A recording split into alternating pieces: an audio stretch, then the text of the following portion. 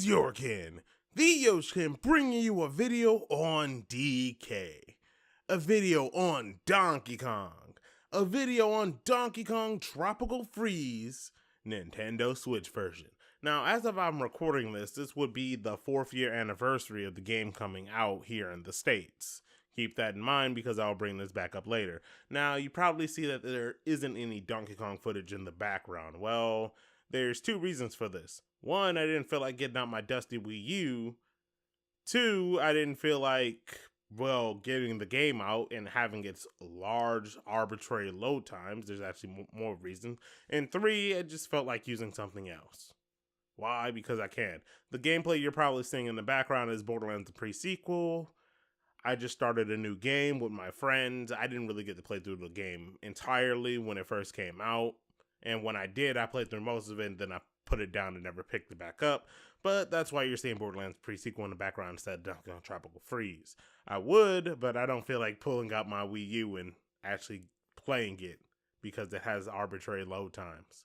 Now, this video is a bit special. It's gonna be calling out Nintendo. Why? Because they're doing something that most companies would get a ton of flack for. But I love how this flies under everyone's radar.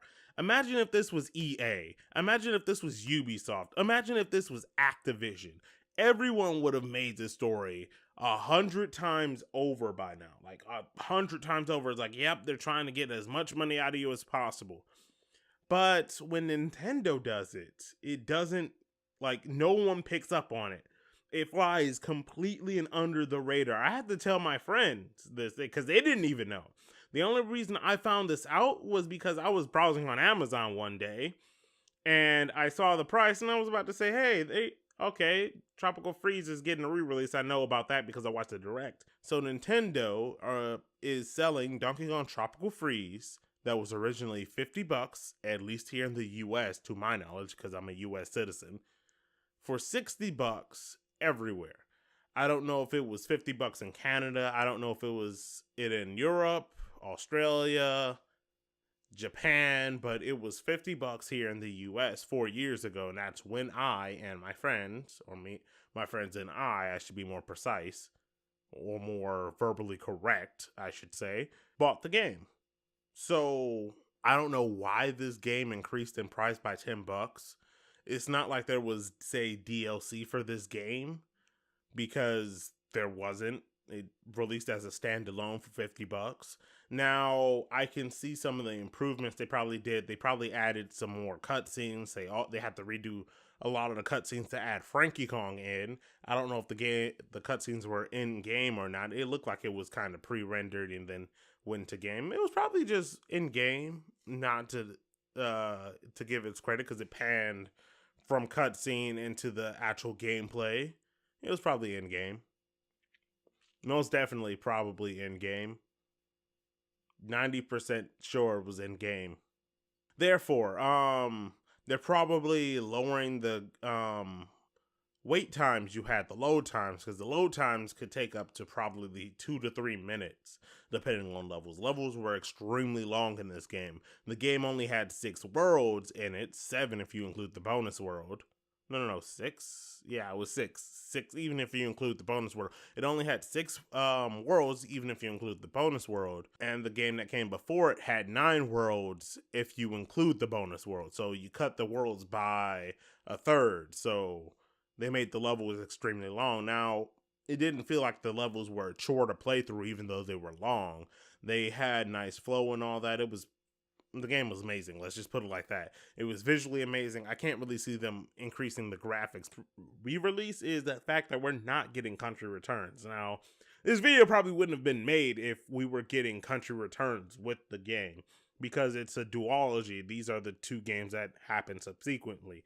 Actually, the final world is mixed up of the various levels from country returns. If you haven't played the game, you'll find out what the final world is. You'll see what it means. But I just have a question for you. How do you think Nintendo gets away with this? Again, if this was EA, Activision, Ubisoft, any of those other publishers, they would have gotten called out almost immediately.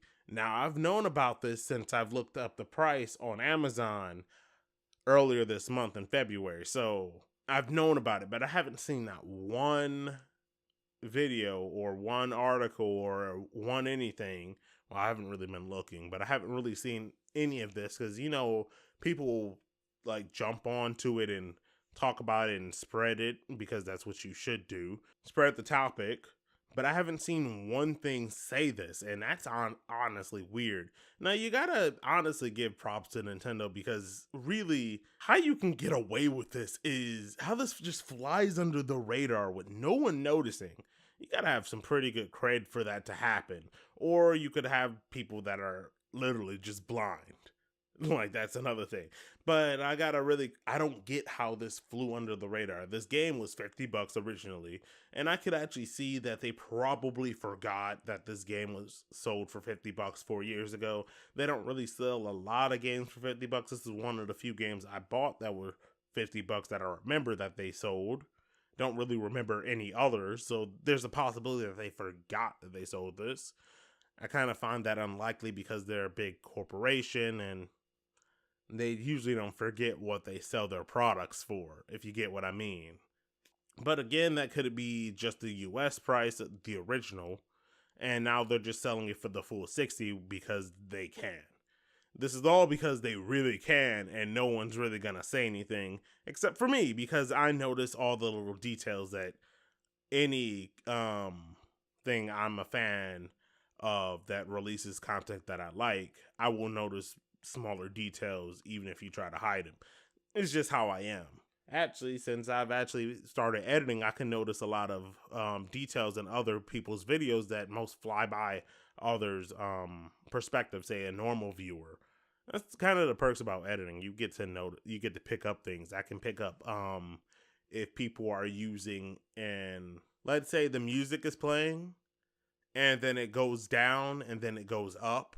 Like, it keeps going down and up with the voice. I can detect when somebody's using the software to do that for itself, and it's kind of it throws me off a bit because I'm gonna say, why'd you do that instead of lowering the music? And this video's kind of getting long for no reason. I kind of rambled on to something else, but that's one example I have. Anyway, that's just a question I have. How do you think they get away with it? How do you think they constantly get away with stuff like this? Well, it's not really constant. This is the only real example I noticed. They actually got away with amiibos too. Those are really glorified DLC, but I'm not really complaining because I have over almost 90 amiibo to my left on the left side right here. So, I was about to end off the video, but I actually found something I could tell you about. So remember how I said I was browsing on Amazon? Well, I actually have Amazon Prime. Amazon Prime, and this is not a sponsored video or anything, Amazon Prime allows you to have 20% off games when you pre-order them. Now, if you are one against pre-orders, you don't have to worry because they don't take your money until they ship the game.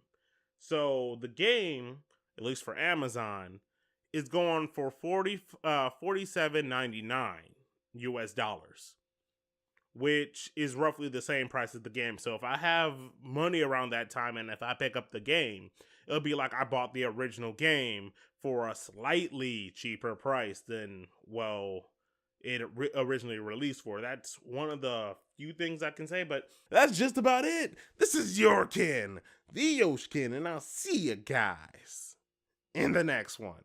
Bye-bye.